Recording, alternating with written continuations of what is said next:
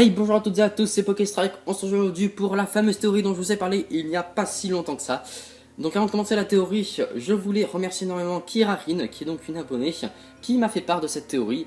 Et j'ai trouvé sa théorie très intéressante, alors j'ai ajouté quelques trucs de ma part, mais la plupart des choses viennent d'elle. Donc merci beaucoup à toi. Et sur ce, eh bien, je vous laisse avec la nouvelle intro, qui est basée sur le même film, vous allez voir, mais qui je trouve un peu mieux. Et puis sur ce, bonne vidéo.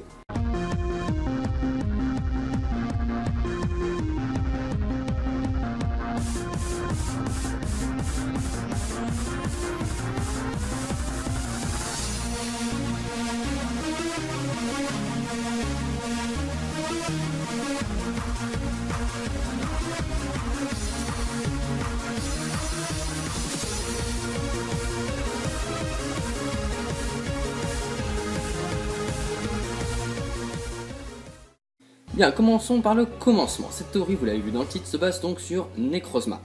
Necrozma, déjà, c'est qui, c'est quoi, à quoi il sert? Eh bien, c'est qui? La question que je me pose ici, c'est est-ce que Necrozma est un légendaire? Ah ben non, c'est pas un légendaire. Je vais vous expliquer, c'est très simple. Solgaleo et Lunala ne sont déjà pas des légendaires. Pourquoi? Parce que, déjà, ce sont des évolutions. Les légendaires n'ont pas d'évolution. Et en plus, on peut les capturer en 2 fois dans le jeu. Donc c'est encore moins logique. Donc ce n'est pas normal, ce ne sont pas des légendaires. Necrozma, lui, pourrait être un légendaire. Il n'a pas d'évolution, ce n'est pas une ultra chimère, du moins celui. Et en plus de ça, il est trouvable une seule fois, en un seul exemplaire, dans chaque version. Donc il aurait toutes les caractéristiques d'un légendaire. Sauf que Necrozma ne peut pas être tout seul comme ça, comme légendaire. Il faudrait 2 autres légendaires. Le problème, c'est qu'on les a pas, ces 2 autres légendaires, vu que Solgaleo et Lunala n'en sont pas. Du coup, par élimination, on peut dire que Necrozma n'est pas un légendaire. Du coup, on aurait une fusion entre quelque chose d'inconnu et 2 sortes d'ultra chimères. C'est quand même très bizarre. Ensuite, Necrozma, c'est quoi? Eh bien, il représenterait le crépuscule. Pourquoi? Eh bien, c'était très simple. Solgaleo représente le soleil et Lunala représente la lune. Il faut bien un petit middle entre les deux. Eh bien, on a soit l'aube, soit le crépuscule. Et ce qui m'a fait changer d'avis, c'est dernièrement le Lougarok forme crépuscule qui est sorti. Et on n'a pas eu de Lougarok forme aube, jusque-là que je sache. Donc, cela voudrait dire que Necrozma représenterait le crépuscule.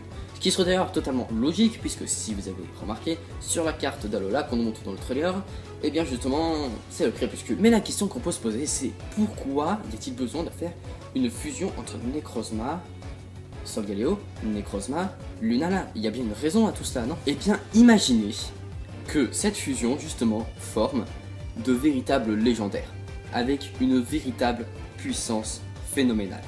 Je m'explique. Solgaleo et Lunala, comme on a dit, ne sont pas des légendaires. Necrozma pourrait en être un, mais malheureusement on ne peut pas qualifier comme légendaire, puisqu'il serait tout seul. On ne peut pas mettre un seul légendaire dans une version. Mais si on mélange les deux ensemble, on peut peut-être justement obtenir un légendaire. Un Solgaleo Necrozma et un Lunala Necrozma. Ce serait totalement possible. Cependant, on me dirait, il faudrait le 3ème légendaire. Pourquoi pas Marshado? Ou bien encore un fameux nouveau légendaire que l'on voit sur ces fameuses jaquettes ou même à la fin des trailers, une sorte de lumière blanche avec des yeux. Je voulais pas m'avancer dessus pour l'instant parce qu'on ne savait pas vraiment si c'était un Pokémon ou pas, mais quand tu le regardes, tu te dis c'est pas là pour rien, ça y était pas avant, c'est pas juste un petit éclaircissement comme ça, non, c'est sûrement un nouveau Pokémon. Et pourquoi pas, ce nouveau Pokémon, ce serait celui qui débarquerait par la fameuse sorte d'ultra brèche qui se trouve juste au-dessus de l'île de Pony quand on voit la nouvelle carte.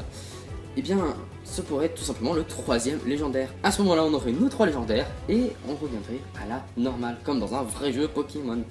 Mais bon, ça, faut pas trop rêver. Après, réside encore la fameuse question, pourquoi faire une fusion entre Solgaleo et Necrozma et Lunala et Necrozma? À quoi ça servirait? Eh bien déjà, il faut savoir que les deux mélangés, ça formerait, comme je l'ai dit tout à l'heure, une très grosse puissance. Donc la personne qui fait ça, je pense que ses intérêts ne sont pas vraiment très positifs pour l'île d'Alola. Mais alors quel serait son but, son objectif? Eh bien on ne sait pas du tout, on ne peut pas savoir. On a eu tellement peu d'informations les gens pour l'instant sur Ultrasoleil et Ultralune que fonder des théories sur ça, ce serait complètement créer un nouveau jeu, tellement qu'on a eu peu d'informations. Ce qu'on sait pour l'instant, c'est que la map a complètement changé de temps, il y a même des nouvelles îles qui sont rajoutées, il n'y a plus de fumée sur les volcans. Il s'est passé quelque chose, et je pense que tout ça, c'est le scénario qui nous le dira. Jusque là, si on résume un petit peu, on sait donc que Necrozma représenterait le crépuscule, et que s'il fusionnait avec Solgaleo et Lunala, ce serait non seulement pour une histoire scénariotique, mais aussi pour qu'on ait nos vrais légendaires, parce que jusque-là on n'avait pas de vrais légendaires dans Pokémon Soleil et Lune. Et enfin, pour faire apparaître le fameux 3ème légendaire, totalement inconnu encore, ou alors peut-être qu'on a déjà sa silhouette, mais ça c'est à vous d'en juger dans les commentaires. Donc voilà les gens, cette théorie est terminée. Alors certes elle était un peu courte, certes il n'y avait pas énormément d'arguments, mais il y a quelque chose qui se tient quand même sur le fait du crépuscule. Ça va forcément tenir dans ça, c'est obligé. Soleil, crépuscule, lune, Logarok forme crépuscule, c'est obligé, il va forcément y avoir quelque chose. Ça c'est à voir dans les trailers qui suivront. J'espère qu'il y en aura d'autres quand même, puisque c'est en novembre que sort le jeu. Moi sur ce, je vous laisse débattre dans les commentaires. N'hésitez pas à rajouter quelques petites choses à cette théorie, car plus on a d'infos, plus elle sera complète. Et puis sur ce, je vais vous laisser. Et puis je vous dis à très bientôt pour le 2ème épisode de Parlons Shiny. Faut déjà que j'arrive à avoir en Shiny ce fameux Pokémon qui me... Et donc sur ce, portez-vous bien, prenez soin de vous, et ciao.